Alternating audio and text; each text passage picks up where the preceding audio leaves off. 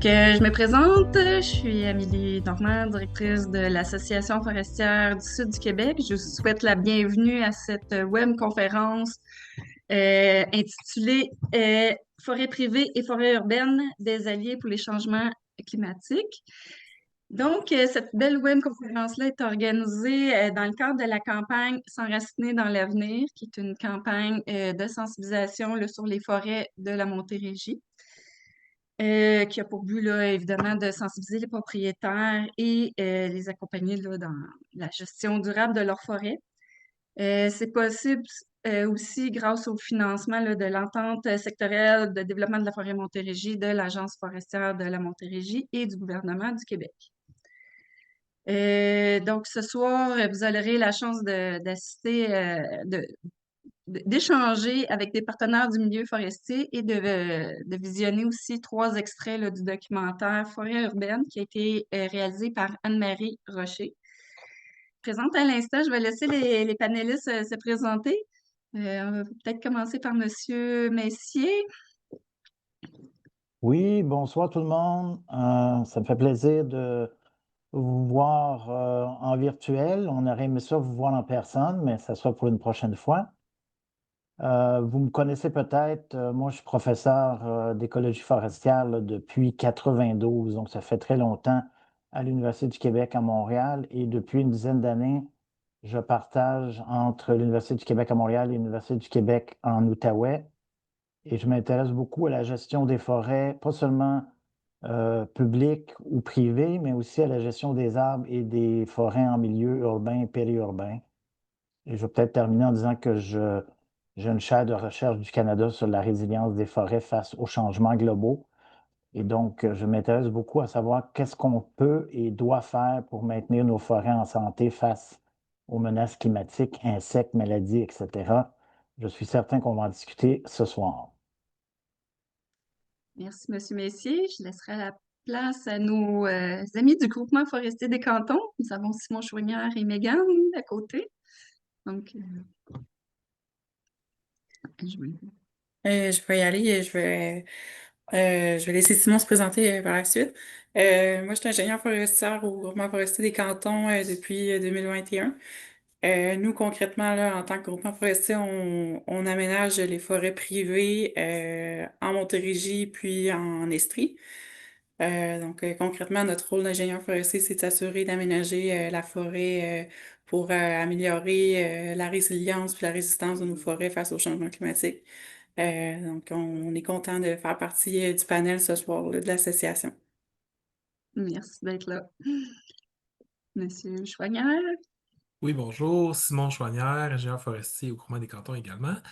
Euh, Moi, dans le fond, je travaille surtout en Montérégie, au groupement, et je suis impliqué dans beaucoup de projets spéciaux, incluant de la foresterie urbaine par moment aussi. Pour moi, c'est quand même un grand intérêt euh, de, c'est ça, de voir qu'est-ce qui peut être fait au niveau là, autant du mariage entre la forêt urbaine, la foresterie classique, et nous, dans notre milieu, on a différents types de bois, de boisés qui sont très proches. Et des fois, la distinction entre la forêt urbaine et la forêt, disons, à plus grande échelle, tu sais, ça se confond, là. On est très intéressé par tous les enjeux qui étaient dans le documentaire. Je suis heureux de pouvoir partager avec vous ce soir des connaissances là-dessus. Merci, Monsieur Chouanière. Je vous propose de commencer dès maintenant par un premier extrait qui dure à peu près 13 minutes. Ensuite, nous aurons une période d'échange avec les panélistes. Il n'y a pas de questions. Moi, j'ai une question pour vous, Monsieur Messier, Monsieur Chouanière, Madame Côté. Nos forêts, est-ce qu'on a des forêts en santé? Est-ce que, comment qu'on pourrait définir, en fait, une forêt en santé? C'est quoi les... Qui se lance là-dedans. Je peux commencer si vous voulez, mais il faut faire attention avec le terme santé de forêt et santé humaine.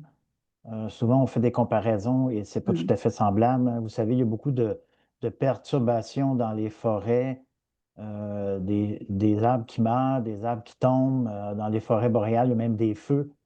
Et on comprend maintenant que ces perturbations-là font partie d'une forêt en santé, puisque ça permet à cette forêt-là de se régénérer avec des nouvelles espèces souvent mieux adaptées aux nouvelles conditions climatiques. Donc, ce renouvellement-là continuel d'espèces dans le temps à cause de perturbations qui sont évidemment pas trop importantes, parce que c'est quand on a des perturbations très importantes qu'on a des problèmes, mais des petites perturbations récurrentes, ça permet de renouveler des forêts et de les rendre plus résilientes. Et ça, souvent, on oublie ça, qu'une forêt doit s'adapter continuellement aux nouvelles conditions climatiques, aux nouvelles conditions de sol, aux nouvelles conditions aussi des insectes et des maladies, et que les perturbations qui ouvrent le couvert forestier, et là, j'inclus même la coupe forestière, bien, ça peut permettre de favoriser une régénération d'espèces qui sont mieux adaptées. Mais pour répondre à votre question, je dirais que malheureusement, nos forêts sont de moins en moins capables par eux-mêmes de s'adapter aux changements qui s'en viennent parce que les changements sont tellement rapides. On parle de changements climatiques qui s'opèrent à peu près 100 à 300 fois plus rapidement que ce que la nature faisait normalement. Et donc, on est en dehors de la capacité des arbres de s'adapter, de migrer. Et je vais terminer en disant, par exemple, un été très sec comme on a eu là, à la fin de l'année, quand même assez inhabituel. Et j'ai malheureusement l'impression qu'on va commencer à avoir de plus en plus d'arbres qui vont dépérir. Et à ce moment-là, ce qui est important, c'est qu'on puisse avoir des nouvelles espèces qui vont être mieux adaptées à ces conditions-là, qui sont présentes sur place ou qu'on va implanter via la plantation pour permettre de maintenir des forêts en santé. Bon, c'est une grosse question, hein. Quand vous posez une question comme ça, là, ça pourrait faire l'objet d'un cours de 6 crédits sur 2 sessions, mais je vais m'arrêter là. Je pourrais tenter une réponse également. En fait, c'est que l'impression qu'on a de santé des forêts, c'est une question d'ailleurs que nous, on se fait souvent poser comme praticien en forêt privée. Est-ce que ma forêt est en santé? Puis c'est une des préoccupations principales des propriétaires de forêts privées également. Je pense qu'il y a une question d'échelle jusqu'à quel point qu'on regarde proche de la forêt. Est-ce qu'on regarde au niveau vraiment de l'arbre individuel ou on regarde le peuplement forestier ou le boisé au complexe ici globaux? Ou sinon, on peut regarder l'échelle temporelle. Est-ce que dans le temps, le boisé est dans une progression qui est positive ou il est en train de régresser vers un écosystème qui offre pas nécessairement les mêmes services aux propriétaires usagers du boisé, mais également à l'ensemble de la collectivité. Donc, la santé de la forêt, il y a vraiment plusieurs façons de l'évaluer. Puis, c'est pas toujours la façon la plus évidente qu'on voit à l'œil nu en allant faire une marche en forêt qui va nous dire ah, cette forêt est en santé ou elle n'est pas en santé. Donc, il faut, c'est ça, adapter aussi nos pratiques en fonction de tout ça. Donc, est-ce qu'il y en avait qui avaient des questions? Je peux peut-être donner une statistique intéressante, là, mais Oui. souvent, dans des forêts naturelles en santé, on peut observer des taux de mortalité des arbres de 1 à 2 des arbres là, assez gros. Puis ça, c'est quand même assez normal et naturel. Mais depuis quelques années, là, un peu partout dans le monde, on voit des taux qui sont de 3, 4, 5 par année. Et c'est ça qui est inquiétant. C'est pas quelque chose qu'on perçoit facilement, rapidement, mais ça s'accumule et c'est là où on voit qu'il y a une perte de résilience et de santé de nos écosystèmes forestiers. C'est pas seulement ici, c'est dans à peu près toutes les forêts du monde. Je vais laisser la place à Gabriel Grenier. Oui, fait que moi, je me demande, parce que, tu sais, on s'entend tous que ça brasse quand même, là. Tu sais, c'est pas évident à bien des niveaux, là. Tu sais, je comprends que les opérateurs forestiers, il faut qu'ils puissent en vivre. Le propriétaire aimerait ça, que ça soit rentable à coupe. Après ça, il y en a qui aimeraient ça que ça soit bon, plus d'efforts vers la conservation, vers la résilience. Mais des fois, je ne sais pas à quel point. Là, peut-être que je m'adresse plus aux conseillers forestiers. Je ne sais pas s'il y en a d'autres ou peut-être juste vous autres, là, mais à quel point vous cherchez à- est-ce que vous faites des mesures, mettons, d'atténuation à la demande du propriétaire? Vous prenez les devants puis vous lui proposez des choses qu'il n'aurait pas nécessairement vues? J'aimerais ça vous entendre un peu sur ça, mettons. Ben, moi, je peux peut-être répondre à cette question-là. C'est certain que d'emblée, là, en tant qu'ingénieur forestier, faut prendre conscience de tout l'aspect forestier puis l'aspect d'amélioration. Quand on veut aménager, c'est d'avoir en l'esprit qu'on veut rendre la forêt pérenne, même si ça implique parfois des coupes totales, dépendamment du bon peuplement forestier. Dans le fond, tout est une adaptation en fonction du peuplement forestier auquel on fait face. Puis, c'est certain que un objectif de rentabilité viendra pas passer priorité un bon aménagement forestier. C'est vraiment en tant que en fait c'est ce qui fait qu'on est des conseillers forestiers et non pas des je peux utiliser le terme jobber, là, mais tu sais, les gens font appel à nous pour avoir des bons conseils en aménagement forestier, puis c'est le moment d'appliquer nos compétences puis nos connaissances qu'on a acquis là, en fonction de nos expériences puis à l'université, puis c'est pas à ce moment-là qu'il faut lésiner pour dans nos conseils là, pour le but c'est d'améliorer la forêt. Je pourrais rajouter un petit quelque chose là-dessus. J'ai l'impression qu'on a, comme conseiller forestier, un, un moment privilégié avec un propriétaire, surtout quand tu es sur le terrain avec le propriétaire, en train de parler de, de foresterie. C'est un moment de transmission de connaissances. Et au moment que ça se fait, c'est souvent t'as une ouverture qui est un peu plus grande que la majorité du temps pour aller justement parler de biodiversité, parler d'espèces compagnes dans une érablière, parler de régénération, euh, parler de faune aussi, souvent des enjeux fauniques, de tout ce qui peut être fait pour ça. Puis des fois, ce qui est intéressant, c'est d'aller dans comment ça la forêt est rendue là. C'est de l'historique, la forêt. Il y a beaucoup d'éléments, puis dépendamment aussi des questions, des interrogations du propriétaire, c'est là qu'il peut y avoir des ouvertures intéressantes, là, d'aller plus loin. Euh, c'est sûr que, comme tu disais, Gabriel, l'objectif souvent des propriétaires de boisés va être d'avoir des travaux forestiers aussi, là. Donc, c'est ça. Il y a un élément de, de transmission de connaissances, je pense qu'il faut mettre aussi beaucoup de l'avant quand on fait du conseil forestier. Laisser la place à Claudine la jeunesse.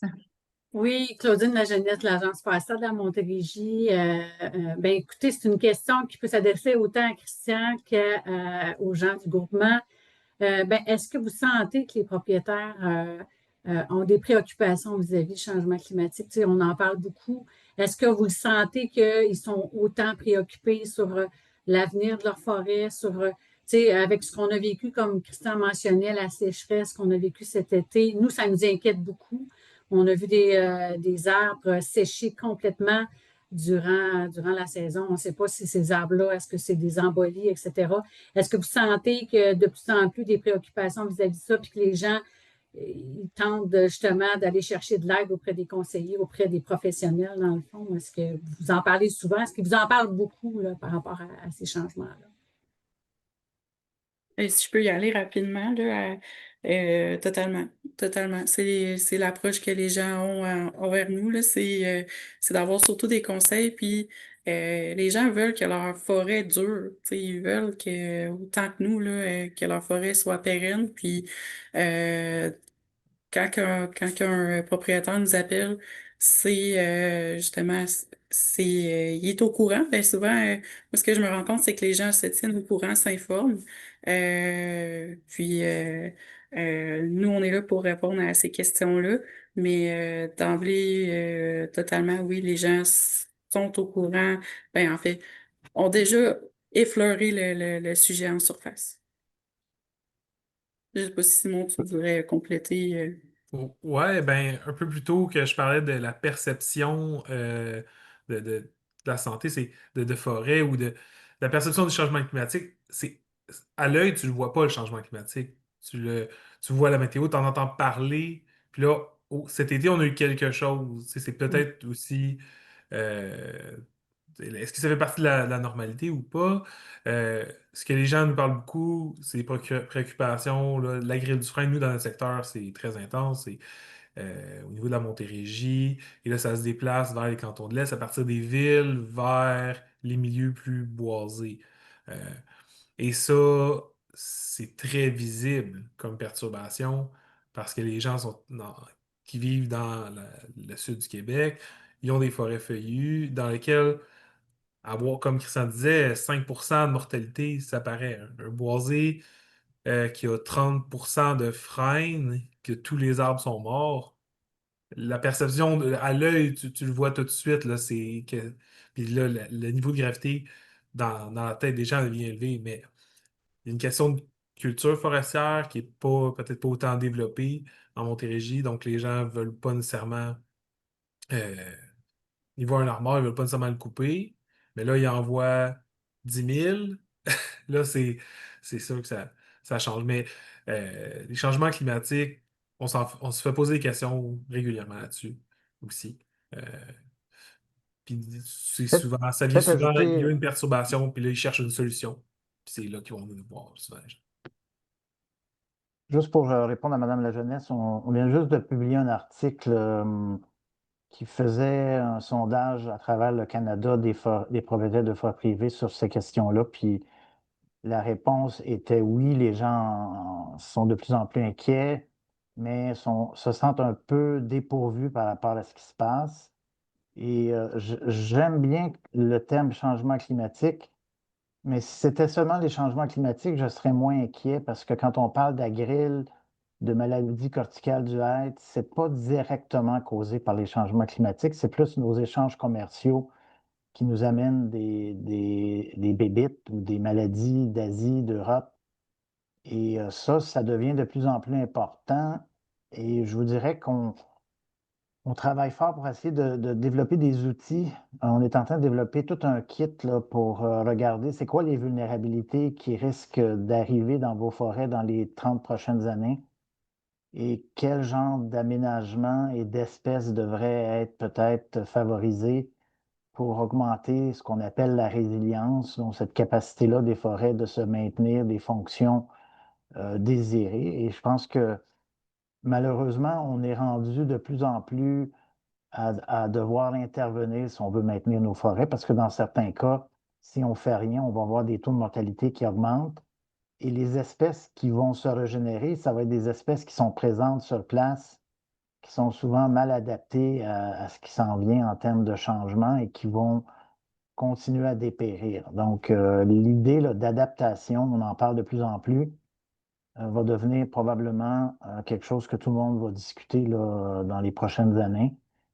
Et heureusement, on peut faire des choses. Et moi, en tout cas, personnellement, je crois qu'on doit intervenir pour essayer de maintenir ces forêts-là les plus résilientes possibles. Merci beaucoup. Est-ce qu'il y a d'autres personnes qui voudraient rajouter? Sinon, on pourrait passer au deuxième extrait. Donc, voilà le deuxième extrait de ce documentaire. Est-ce qu'il y a des personnes qui voudraient poser des questions, intervenir, Sinon, je laisse la place à Gabriel Grenier. Comme certains l'ont vu, il y a eu un règlement qui a passé, un projet de règlement ou de loi, je ne sais pas trop, là, pour le ministère de l'Environnement pour interdire la vente d'espèces exotiques envahissantes. Puis là, ça a sorti, je ne sais pas, 2 semaines ou 3 semaines. Il y avait la liste de plusieurs espèces, mais au bout de la ligne, dans dans le projet de loi, ils n'ont pas inclus l'érable de Norvège. Puis là, je serais curieux d'avoir votre avis, parce que moi, il me semble que j'en arrache chaque année les érables de Norvège. Je l'ai trouvé cet été dans un boisé de ferme à Clermont. Il y en a ici tout le long de la rivière, plein. Pourquoi ils n'ont pas inclus l'érable de Norvège? En tout cas, je m'adresse à vous autres. Ben, ouais, c'est une bonne question. En fait, il y a eu beaucoup d'études scientifiques de fait, puis je vais essayer de résumer un peu de ce que je connais sur qu'est-ce qui fait qu'une espèce est envahissante. Il y a plusieurs facteurs. Habituellement, c'est des espèces qui sont à croissance rapide, mais c'est souvent des espèces qui viennent d'un autre continent parce qu'ils n'ont pas d'ennemis naturels. Et là, je ne parle pas seulement d'animaux ou d'insectes, mais même de virus ou de bactéries, et ça leur donne un avantage démesuré par rapport à des espèces indigènes. Et ça fait longtemps que nous, les scientifiques, on dit qu'on devrait restreindre l'implantation d'espèces qui viennent de d'autres continents parce que c'est là où les risques sont les plus élevés d'avoir des espèces envahissantes. Et l'érable de Norvège, vous avez raison, c'est une espèce qui vient d'Europe et donc qui est à risque d'être envahissante parce qu'on avait fait des recherches quand on fait pousser l'érable à sucre et l'érable de Norvège qui ont à peu près les mêmes types de caractéristiques, ben, l'érable de Norvège va toujours pousser plus vite et mieux tolérer toutes sortes de stress à cause du fait qu'ils n'ont pas justement d'ennemis naturels. Mais je ne peux pas répondre à votre question pourquoi ça n'a pas été encore interdit. J'imagine qu'il y a trop une business importante là, de pépinières qui produisent des érables de Norvège. Mais je sais que dans les villes, on en plante presque plus maintenant des érables de Norvège, hein. On a vraiment diminué la plantation des érables de Norvège et je pense qu'éventuellement, on va arrêter de les planter. Ça me réjouirait. Super. J'ajouterais un élément de réponse. Au niveau de l'érable de Norvège, pour avoir consulté plusieurs réglementations municipales, il y a déjà plusieurs municipalités qui considèrent l'érable de Norvège dans leur liste à eux, dans leur règlement d'espèces envahissantes. Ils sont marqués dans la liste, mais quand tu vas voir dans le règlement de zonage la liste des espèces interdites à la plantation, l'érable de Norvège n'en fait pas nécessairement partie, On même fait pas si dans partie, leur non. règlement, il y a l'érable de Norvège fait partie des espèces à surveiller. Euh, donc, des fois, il y a des bonnes idées qui sont en train de part, mais quand on tombe dans la partie plus opération, faire le projet euh, en tant que tel, c'est pas toujours concrétisé. Si je peux rajouter là-dessus, et puis Claudine, tu pourras rajouter aussi, Claudine La Jeunesse. Donc, il y a une stratégie voyons, sur les espèces exotiques envahissantes qui viennent d'être lancées là, par le Conseil régional de l'environnement de la Montérégie en partenariat étroit avec l'Agence forestière de la Montérégie, puis l'érable de Norvège en fait partie des espèces aussi qui sont listées. Donc, oui, en Montérégie, c'est une préoccupation. Je vais laisser la place à M. Gabriel. Oui. La question serait pour M. Messier qui connaît l'Outaouais. Je demeure tout près du parc de la Gatineau et je n'en reviens pas de voir comment le nerf brun est en train d'envahir le long de certains sentiers. Là, le nerf brun est drôlement envahissant et je ne crois pas que l'on ait pris des actions pour contrer cette espèce invasive-là, en tout cas pas dans le secteur là, au sud du parc. Est-ce qu'il y a des raisons pour lesquelles la CCN, la Commission de la capitale nationale, laisse le nerf brun progresser d'une telle manière? Ben, je ne peux pas répondre au nom de la commission, là, mais je sais qu'ils font des efforts d'éradication, mais le nerf brun, bon, en fait, les deux espèces, là, j'ai vu que quelqu'un les a mentionnées, mais le nerf brun est devenu tellement envahissant, il y en a tellement partout que les coûts de contrôle et d'élimination sont rendus très élevés. Il faut savoir que cette espèce-là a à peu près toutes les combinaisons désirées une espèce qui tolère bien l'ombre, c'est une espèce exotique qui vient d'un autre continent aussi, comme j'ai mentionné, qui peut être dispersée par les oiseaux là, de façon très rapide. J'ai comme l'impression que on est en train de perdre la bataille parce qu'elle est en augmentation un peu partout. Il faudrait vraiment un effort très important pour la contrôler. Je dirais que la meilleure, peut-être, le meilleur souhait qu'on pourrait faire, c'est qu'éventuellement, il va y avoir des maladies des insectes qui vont se développer et qui vont attaquer cette espèce-là et diminuer sa vigueur et ça va peut-être permettre de contrôler éventuellement cette espèce-là, là, mais ouais, c'est un gros problème. Et vous savez que c'est causé par nous qui aimons planter des espèces exotiques autour de nos maisons, dans nos parterres, et il faudrait faire attention, là, c'est sûr. Merci beaucoup. Je laisse la place à Madame Labonté. Bonjour. Moi, je me demandais, ce serait quoi, combien d'espèces on devrait planter, par exemple, en arbre de rue ou en arbre de parc? Tu sais, on aménage un parc, par exemple, qui n'a aucun arbre. On devrait viser combien d'espèces différentes? 5, 10, le maximum? Ou, tu sais, ça serait quoi le bon range? C'est une très bonne question et c'est ce qui, comment je dirais ça, me tient occupé à peu près tous les jours, la question de la diversité. Je vous dirais que depuis une vingtaine d'années, on s'est beaucoup intéressé à ce qu'on appelle la diversité fonctionnelle. Je ne sais pas si vous avez déjà entendu parler de ça. On a développé des outils d'ailleurs pour caractériser des espèces qui ont des fonctions différentes. Je vais vous expliquer que la diversité fonctionnelle, c'est la diversité d'espèces d'arbres qui ont des capacités de tolérer les stress de façon différente ou d'affecter l'écosystème de façon aussi différente. Et vous allez comprendre que planter 5 espèces d'érables, de différentes espèces d'érables, ben, ce n'est pas le même effet que planter des espèces qui ont des fonctions très différentes, comme un bouleau, un chêne, un pin ou un épinette.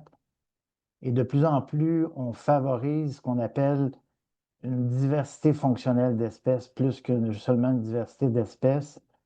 Et sachant c'est quoi leur vulnérabilité, c'est quoi leurs caractéristiques fonctionnelles, on peut arriver à faire des recommandations d'espèces en fonction de maximiser la survie à long terme.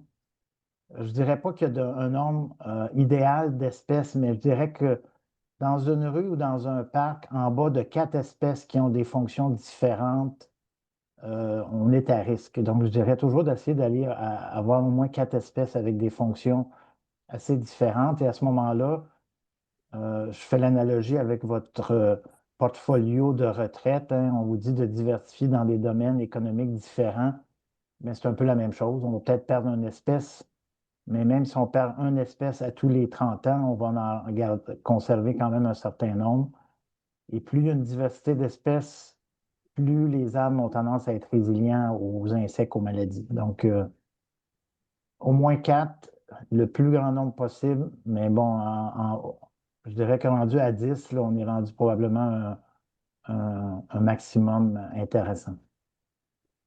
Et mettons que, parce que le concept de diversité fonctionnelle, j'en ai entendu parler beaucoup, mais ça reste comme nébuleux. Quand tu parles d'une Ouais. diversité de fonctions, est-ce que tu veux, c'est comme, ils vont faire plus de fleurs intéressantes pour les insectes, il y en a qui vont être plus Non, ça, résistants à la sécheresse? C'est quoi la ouais, diversité? ouais, ça, je comprends. Les fonctions, là, en quelques mots, c'est en fonction de ce qui risque d'affecter votre peuplement forestier.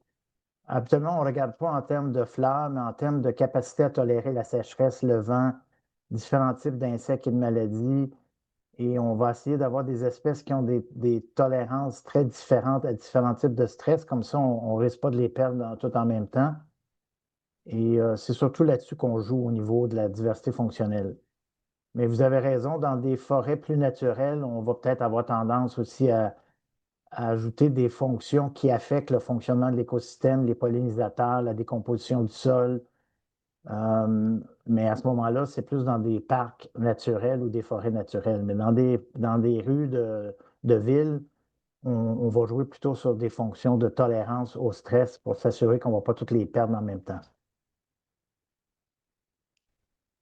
Super intéressant, merci. D'autres questions? Sinon, moi, j'en aurais une pour vous, chers panélistes. Je vais laisser la place. Priorité à vous. Donc, là, je vois pas les noms. Christiane et Charles.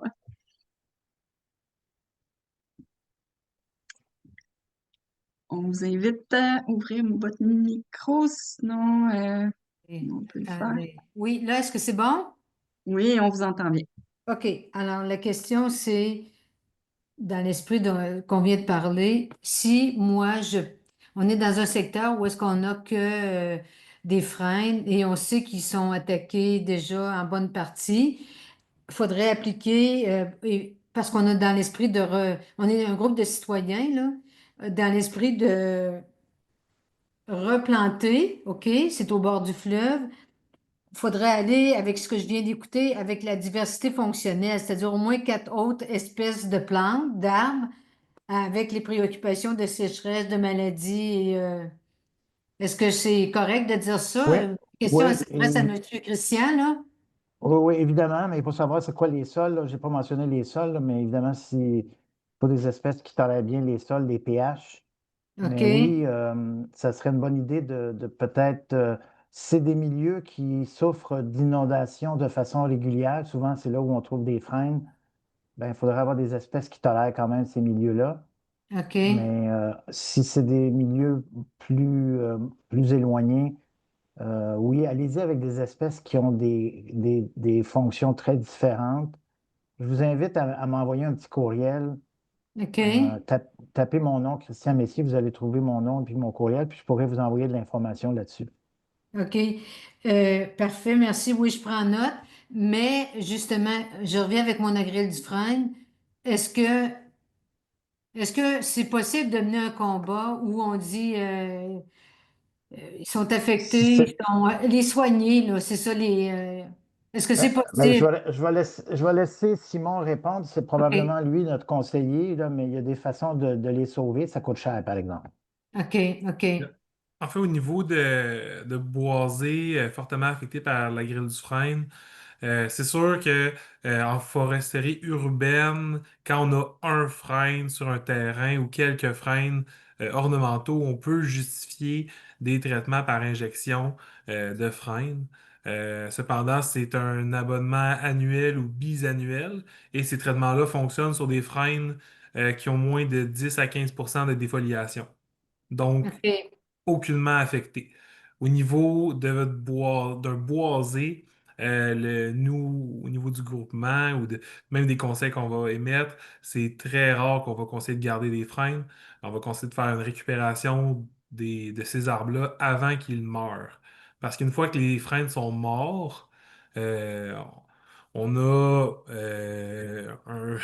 beaucoup de risques au niveau de l'abattage parce que le bois de frêne, quand il vient sec, surtout dans le houppier, dans les branches, vont devenir extrêmement fragiles et l'abattage devient très dangereux.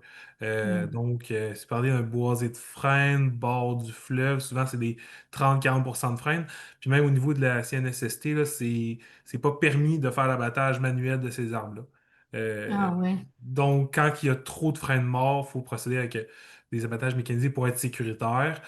Donc, avant d'en arriver là, en général, ben, nous, on va faire des recommandations aux gens qui travaillent avec nous là, de faire des abattages. Et ensuite, ben, là, il peut y avoir des reboisements de fait. Il y a différentes façons de faire du reboisement. Puis comme Christian parlait, plusieurs espèces.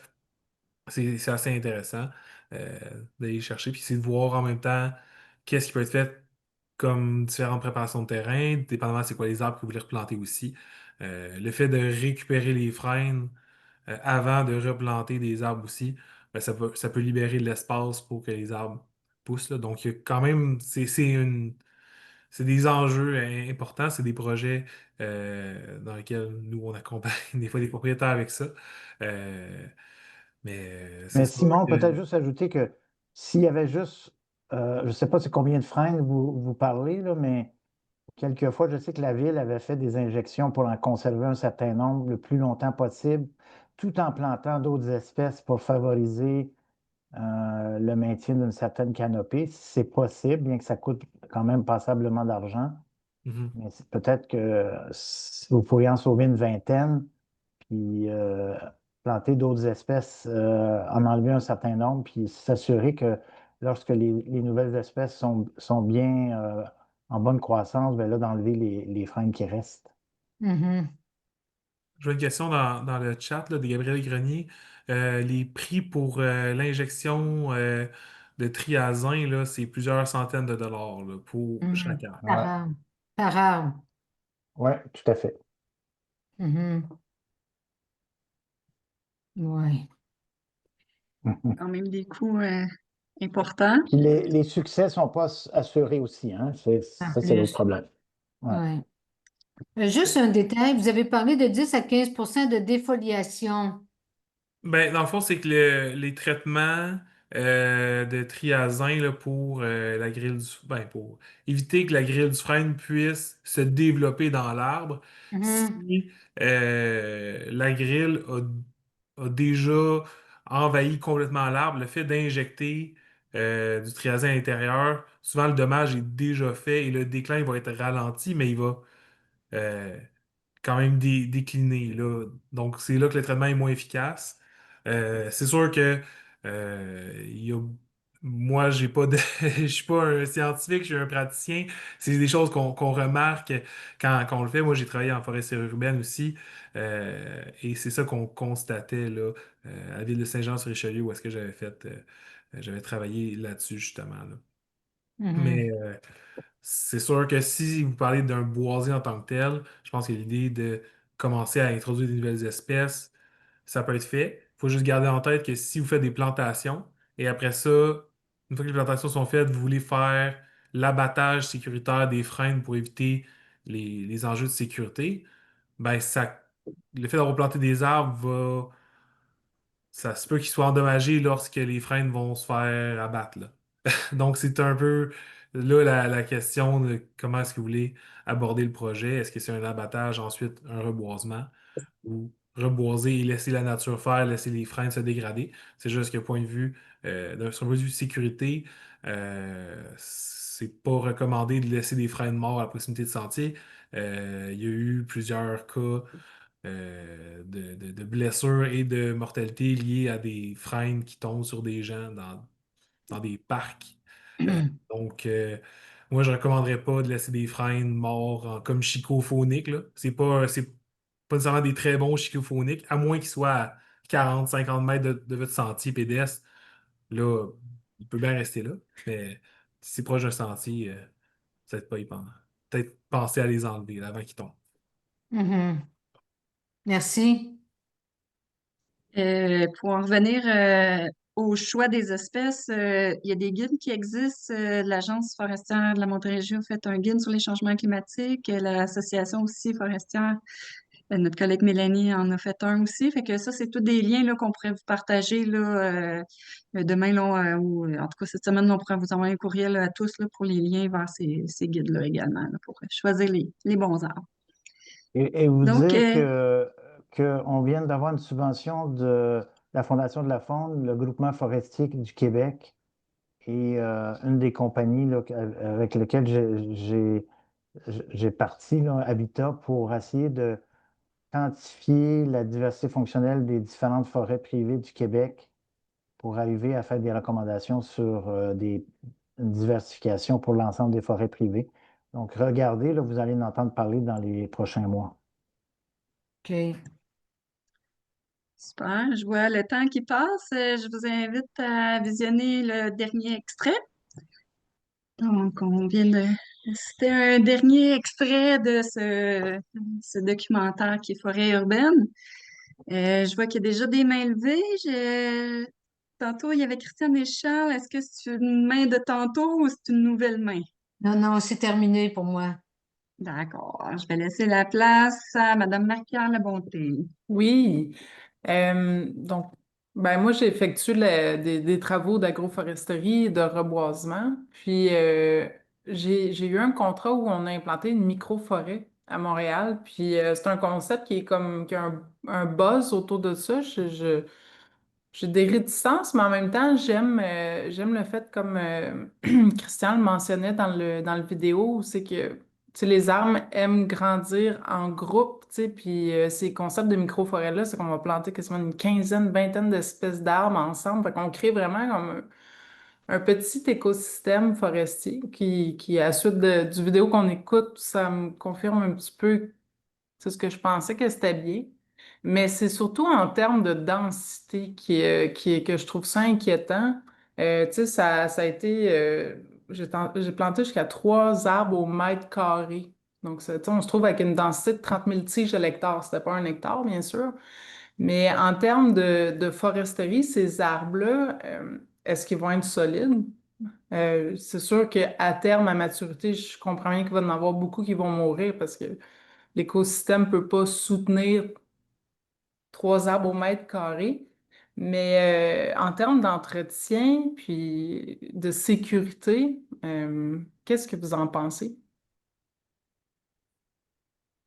Madame la Bonté, permettez-moi de commencer parce que je suis très au courant de ça, des microforêts. C'est quelque chose en fait, je suis un peu comme vous, hein. Je suis ambivalent par rapport à ça en ville parce que, par exemple, si on a 200 arbres à planter puis qu'on les plante de façon très dense, on va créer une mini-forêt intéressante à court terme, mais très rapidement, les arbres vont commencer à mourir parce qu'on sait que quand c'est trop dense, ils vont commencer à mourir et qu'après une vingtaine d'années, il va peut-être en rester 3, 4 arbres et que si on avait placé ces 200 arbres-là de façon un peu plus dispersée dans des endroits où il manque d'arbres, on les aurait encore, ces arbres-là, et ils pourraient continuer à jouer un rôle.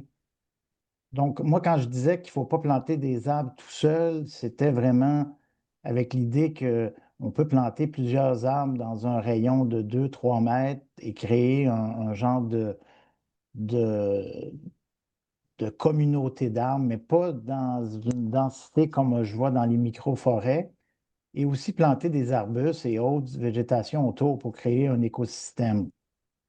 Je pense que l'idée des micro-forêts va s'atténuer avec le temps. Là, vous avez raison, c'est un genre comment je dirais ça, il y a un engouement pour cette approche-là et c'est intéressant à court terme, hein. C'est intéressant de voir ce qui se passe à court terme, mais vous l'avez bien dit, on va les perdre, ces arbres-là, puis éventuellement, on va se retrouver avec 1 ou 2 arbres qui restent et là, on va se poser la question, est-ce que c'est un investissement qui valait la peine à long terme? Donc, je vais m'arrêter là. Je ne sais pas si Simon ou Megan, vous avez d'autres choses à dire sur les micro-forêts en milieu urbain, mais j'ai tellement lu de choses qui sont dites qui sont absolument fausses sur les micro-forêts. Par exemple, c'est pas vrai que ça fixe des quantités astronomiques de carbone. C'est pas vrai. Et si les arbres poussent très vite en hauteur, c'est parce qu'il manque de lumière, puis ils se font compétition pour la lumière, donc ils ont tendance à pousser en hauteur et sacrifier le diamètre, et donc ça les rend plus susceptibles à briser. Donc, il y a beaucoup de problèmes avec les microforêts, mais c'est tout un débat. Ben, c'est sûr que dans nos projets, on n'a pas eu à travailler dans ce concept-là de microforêt. Les projets nous, on a de l'avant vont soit dans le mode du reboisement après, soit une coupe forestière, mais également, on a certains projets dans lesquels on va chercher à augmenter une superficie forestière à partir peut-être d'un boisé existant ou carrément un champ qu'on va retransformer en boisé, on va renaturaliser. C'est sûr qu'à ce moment-là, on va essayer d'introduire plusieurs espèces, mais également, puis ça, moi, dans les différents projets que j'ai faits, je tente toujours de laisser un espace à la régénération naturelle aussi à travers d'un concept de boisement. Bon, dans mon exemple le plus récent, j'avais beaucoup d'érables argentés à proximité de mon site de plantation dans un secteur inondable 0,2 ans. Euh, donc, je me suis dit, je ne vais pas planter de l'érable argenté. Il y en a déjà plein tout autour des très bons semenciers. Donc, d'aller agrandir une superficie euh, et de permettre aussi la régénération naturelle des arbres existants, moi, je pense que c'est une bonne façon de faire. Ce qui est important, je trouve, c'est quand on fait un concept qui va agrandir une partie de nature en ville, c'est qu'il faut créer quelque chose d'assez intéressant que les citoyens vont vouloir s'y intéresser, mais pas nécessairement aller pique-niquer au milieu, ou marcher au milieu de la forêt partout, ou de rouler en vélo, ou d'aller euh, de croire que la forêt n'est pas entretenue parce qu'elle n'est pas gazonnée, par exemple. Donc, il y a ça aussi. Je pense que ces éléments-là, peut-être dans la microforêt, ils ont été là-dedans, de dire on va mettre assez d'arbres que les gens vont pas nous demander de tondre le gazon à travers. Donc, mais là, qu'est-ce que c'est en arrière des microforêts en tant que tel, le concept de ça, c'est sûr que ça reste à développer, là. Puis, Petit détail, je excusez-moi. peux-tu. Ben, vas-y, Megan, je vais réenchérir après. Ah, pas de problème. Tu sais, moi, je voulais amener un peu l'aspect forestier, si je peux, les questions de densité en foresterie. Une forêt mature, là, une forêt mature va plus être dans le coin du 1000 tiges l'hectare. Puis même ça, c'est quand même une forêt assez dense. C'est certain qu'à 30 000 hectares, je m'y connais pas vraiment en microforêt directement, mais je sais qu'une forêt mature va tendre plus vers le 7 à 800 tiges l'hectare. Puis ça, on a une vision vraiment à long terme de vouloir que ces arbres atteignent la maturité, l'espace, les nutriments qu'ils ont besoin pour croître. J'ai peut-être l'impression qu'un 30 000 hectares est très élevé. Euh, mais aussi, il faut, un des points qui a été soulevé dans le documentaire qui est super important, c'est l'entretien de ces tiges-là, qui est super important. Puis, je pense un entretien à 30 000 tiges l'hectare, selon moi, ça doit être relativement difficile. Je sais pas, Simon ou Christian, si vous Ben, acquiescez ça. c'est des nouvelles expériences qu'on met en ville, là, des mini-forêts, parce que ça a été proposé par un Japonais, puis ça a un certain succès de montrer la compétition, la succession. C'est quand même intéressant à court terme, là. Je ne veux pas les dénigrer totalement, mais c'est vraiment un concept qui a une finalité dans le temps, une fois que les arbres vont commencer à compétitionner et disparaître. Et donc, il faut voir ça comme un genre de micro-écosystème qu'on crée sur une vingtaine d'années et qui, après ça, va perdre cette propriété-là là, de communauté. Fait que c'est quelque chose à moyen terme, court moyen terme. OK. Ah, c'est vraiment intéressant de vous entendre là-dessus. Puis en termes de tiges à l'hectare qui serait comme idéal, parce que tu sais, c'est sûr que quand on va planter du petit calibre, comme du PFD qui va avoir environ 12 à 16 pouces de haut, ben on va se trouver à avoir de la mortalité là, les 3, 4 années après la plantation. Fait que, tu sais, si on vise un 1000 tiges à l'hectare, tu sais, on devrait quoi, planter un 1500, 1600 tiges à l'hectare? Je sais pas, c'est quoi votre pensée là-dessus, sur le taux de la densité? Tout dépend de quel tige qu'on parle. Si on parle surtout de feuillus ou de résineux ou si on veut mixer. Euh, Si je vais bien dans la théorie, là, le résineux aussi en pratique, nous, c'est un 2000 hectares, mais après les éclaircies, après les entretiens, on tend plus à avoir une forêt là, qui va, à la première éclaircie, là, après une vingtaine d'années, on va être plus dans environ le 1500 tiges à l'hectare. Puis après ça, après l'éclaircie, ben, la deuxième éclaircie, on peut déjà atteindre un peu plus un 1000 tiges l'hectare. Puis en feuillu, pour ma part, un 900 tiges à l'hectare au départ, c'est ce que je vois le plus souvent quand on y va en plantation de feuilles. Ah, merci. Je vais laisser la place à Monsieur Guy Paquette. Merci. Ma question, dans les rues, le long où il y a des lignes électriques, est-ce qu'il y a moyen de trouver des espèces d'arbres qui seraient plus arbustes au lieu de laisser pousser des arbres, puis à un moment donné, on est obligé de toutes les chopper pour venir à bout de ne pas briser les fils? Deuxième question, là où il n'y a pas de service Hydro-Québec ou de fils qui passent, on voit ça souvent de fois, peut-être dans les parcs industriels aussi, surtout de ce temps-là. On voit que le long de la bande herbacée, on met un arbre à peu près haut, quelque chose comme 20 pieds, là, 6 mètres, un arbre individuel. Ça serait pas mieux de mettre, par exemple, 2 feuillus avec un conifère dans le milieu assez rapprochés pour qu'il y ait une interaction ensemble, puis qu'ils se protègent aussi dans les grands vents, etc. Puis peut-être espacer un peu plus de 6 mètres ces petits îlots-là. Qu'est-ce que vous en pensez? Je vais me lancer encore une fois puisque ça fait partie de ce que je fais avec Hydro-Québec. Là, j'ai une chaire Hydro-Québec, je l'ai pas mentionné, une chaire de recherche Hydro-Québec pour essayer de trouver des solutions, comment concilier arbres et fils électriques.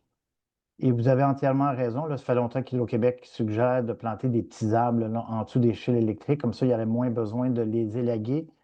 Bien que dans certains cas, des grands arbres sont nécessaires pour créer des îlots de chaleur puis créer un environnement intéressant.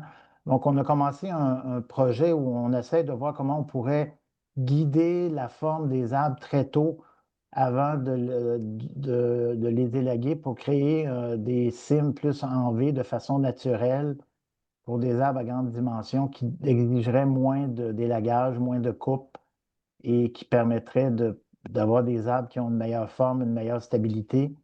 Donc ça, c'est des choses qui sont en train d'être faites là, dans ce projet-là.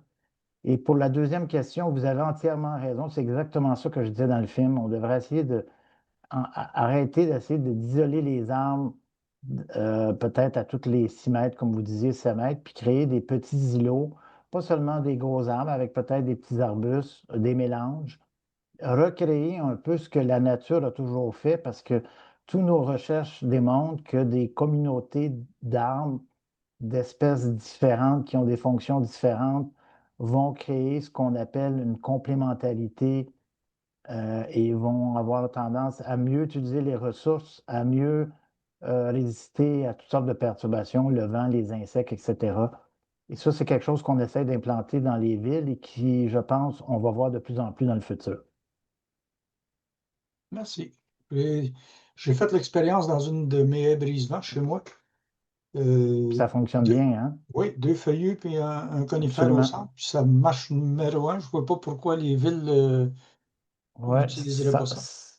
ça me paraît une Merci. bonne idée.